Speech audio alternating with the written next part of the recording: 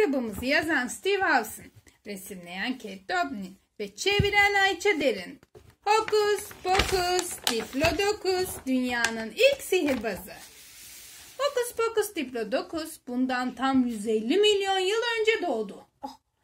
Yumurtadan çıktığı andan itibaren Hokus'un farklı bir dinozor olacağı belliydi. Hokus hapşırmış ve yumurtasının kabukları gürültülü bir puf sesi çıkararak ortadan kaybolmuştu. Ne tuhaf diye düşündü annesi. O sırada karnı acıktı ve gidip biraz yaprak yedi. Diplodocus'ların beyinleri biraz küçüktü. Bu yüzden yaprak yerken ne düşündüğünü unuttu. Hokus zamanla diğer dinozorların yapamadığı şeyler yapabildiğini fark etti.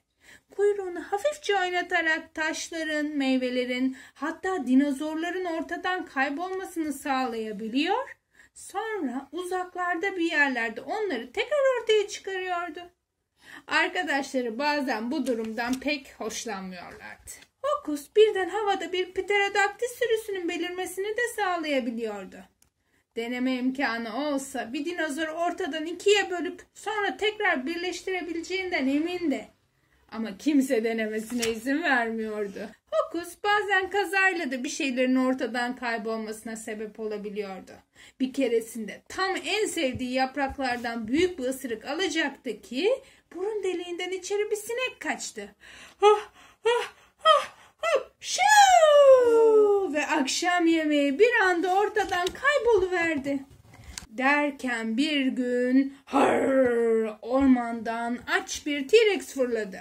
Hokus ve arkadaşları korku içinde titrediler. T-Rex tam sivri dişleriyle Gurgur Barosaurus'tan bir ısırık alacaktı ki Hokus kuyruğunu oynattı. Ve T-Rex'in bütün dişleri ortadan kayboldu. T-Rex Gurgur'u bırakıp koşarak oradan uzaklaştı. "Yaşasın!" diye bağırdı minik dinozorlar. Gurgur gurultuyla derin bir nefes aldı. "Harikaydın Hokus," dedi Tırtıl Stegosaurus. "Neden bir gösteri düzenlemiyoruz?" dedi Pırpır Iguanodon. "Ama önce sana gösterişli bir sahne adı bulmalıyız." "Harika fikir," dedi Hokus. "İsmimin ortasındaki harfiyle başlayabilir mi?" Harfiyle. "Pıtırtıya ne dersin?" dedi Triceratops sırıtarak. "Pataküte," dedi Gurgur kıkırdayarak. "Potırtı," dedi Pteranodon. "Buldum," diye bağırdı Pırpır. "Pokus." Artık bir sahne adı vardı. Hokus Pokus Diplodocus. Bataklığın dört bir yanından dinozorlar Hokus Pokus Diplodocus'u izlemeye geldiler. Hokus Pokus dünyanın ilk sihirbazlık gösterisini gerçekleştirecekti. Gösteri muhteşemdi. Daha önce hiç kimse böyle bir şey izlememişti. Gelenler çok eğlendiler ve Hokus Pokus'un ünü dört bir yana yayıldı. Bu ilk gösteriden sonra Hokus Pokus her hafta bir gösteri düzenlemeye başladı. Her seferinde gösterisine yeni numaralar ekliyordu.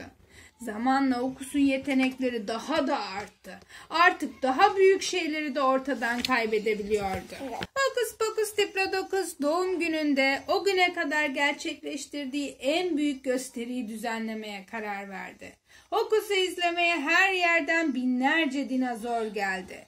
Hokus sahneye çıktı ve bütün gücünü toplayarak kuyruğunu oynattı. Bu sefer sadece kuyruğu titrememişti. Hokus kuyruğundan burnunun ucuna kadar titreşti. O kadar çok titremişti ki burnu kaşınmaya başladı. Hokus kaşıntıyı geçirmeye çalıştı ama olmadı. Hapşu!